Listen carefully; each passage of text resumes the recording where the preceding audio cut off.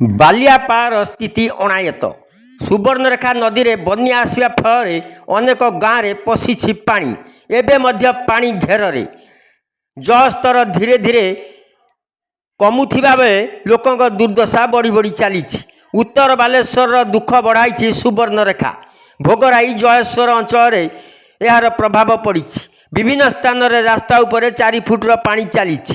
ଲୋକଙ୍କ ଘରେ, ସ୍କୁଲ ଘରେ, ବାତ୍ୟା ଆଶ୍ରୟସ୍ଥଳୀରେ ମଧ୍ୟ ପଶିଛି ପାଣି।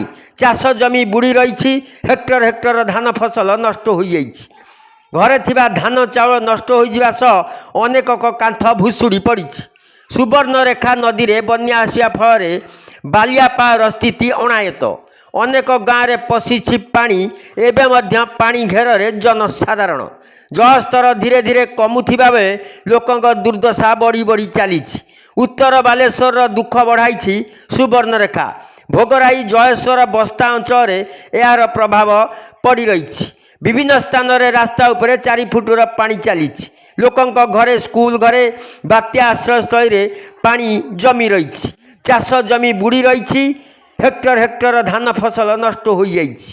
ଘରେ ଥିବା ଧାନ ଚାଉଳ ନଷ୍ଟ ହେବା ସହ ଅନେକ କାନ୍ଥ ଭୁଷୁଡ଼ି ପଡ଼ିଛି।